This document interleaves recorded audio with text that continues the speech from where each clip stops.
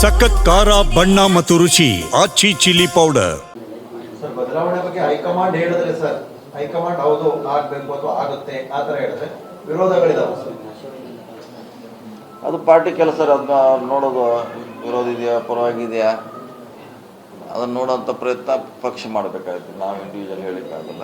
ಪಕ್ಷ ನೋಡಬೇಕಾದ್ರೆ ಪಕ್ಷ ಅಸೆಸ್ಮೆಂಟ್ ಮಾಡಬೇಕು. ಸರ್, ನಿಮ್ಮ ಮತ್ತೆ ಡಿ ಸಿ ಎಂ ಅವರು ಭೇಟಿಗೆ ಸಂಬಂಧಪಟ್ಟಂಗೆ ಕಾಂಗ್ರೆಸ್ನಲ್ಲಿ ಬದಲಾವಣೆಯ ಪರ್ವ ಏನಾದರೂ ಆಗಿದೆ, ಶುರುವಾಗಿದೆಯಾ ಅನ್ನುವಂಥ ಮಾತು. ಬದಲಾವಣೆ ಪರ್ವ ಏನಿಲ್ಲ, ಬದಲಾವಣೆ ಇಲ್ಲ. ಡಿ ಕೆ ಶಿವಕುಮಾರ್ ಸಹಜವಾಗಿ ಎಲ್ಲರಿಗೂ ಭೇಟಿಯಾಗಿದ್ದಾರೆ.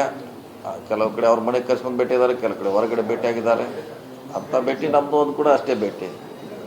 ಸೊ ಇದರಿಂದ ನಮ್ಮ ಭೇಟಿಯಿಂದ ಭಾಳಷ್ಟು ಏನೋ ಆಗ್ತೈತೆ ಅನ್ನೋದೇನೋ ಊಹೆ ಮಾಡಲಿಕ್ಕಾಗಲ್ಲ. ಕಾಂಗ್ರೆಸ್ನಲ್ಲಿ ಇದು ಸಂಚಲನಕ್ಕೆ ಕಾರಣ ಆಗಿದೆ ಅಂತ ಪ್ರಮುಖವಾಗಿ ನೀವು ಹಿಂದಿನಿಂದಲೂ ಹೇಳ್ತಾ ಇದ್ದೀರಿ. ಸಿದ್ದರಾಮಯ್ಯ ಅವರ ವಿಚಾರವಾಗಿ ಕೂಡ ಸ್ಪಷ್ಟ ನಿಲುವಲ್ಲಿದೆ.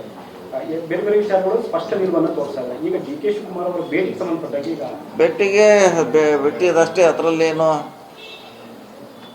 ನಮ್ಮ ವಿಚಾರಗಳಲ್ಲಿ ಏನು ಬದಲಾವಣೆ ಆಗೋಲ್ಲ, ಹಾಗೇ ಇರ್ತದೆ. ಸೊ ಭೇಟಿ ಆಗ್ಲಿಕ್ಕೆ ಒಂದು ಹೇಳಿದಲ್ಲ, ಒಂದೇ ಪಕ್ಷದಲ್ಲಿದ್ದಾರೆ. ಸಾಕಷ್ಟು ವಿಷಯಗಳು ಚರ್ಚೆಯಲ್ಲಿದೆ.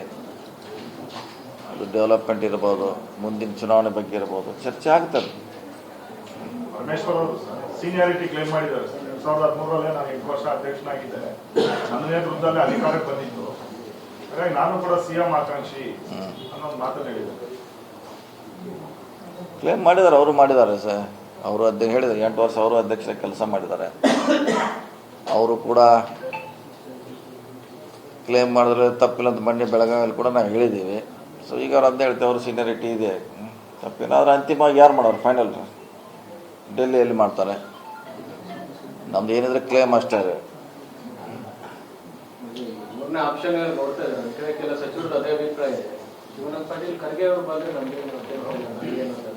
ಇಲ್ಲ, ಈಗ ಸಾಕು. ನಮ್ಮ ಅಧ್ಯಕ್ಷರದ ಸೀಮಿತವಾಗಿ ಅಷ್ಟೇ ಮಾತಾಡೋಣ. ಮತ್ತೀಗ ಎಲ್ಲಿ ಅಲ್ಲಿ ಸುತ್ತಾಗಿ ದಿಲ್ಲಿ ಸುತ್ತಾಗಿ ಮತ್ತೆ ಕಾಶ್ಮೀರ ಬರಬೇಡ. ಆಪ್ಷನ್ಗಳ ಬಗ್ಗೆ ಏನಾಗುತ್ತೆ ಅಂದ್ರೆ ಆಯ್ಕೆಗಳು ಕೊಡ್ತಾರೆ.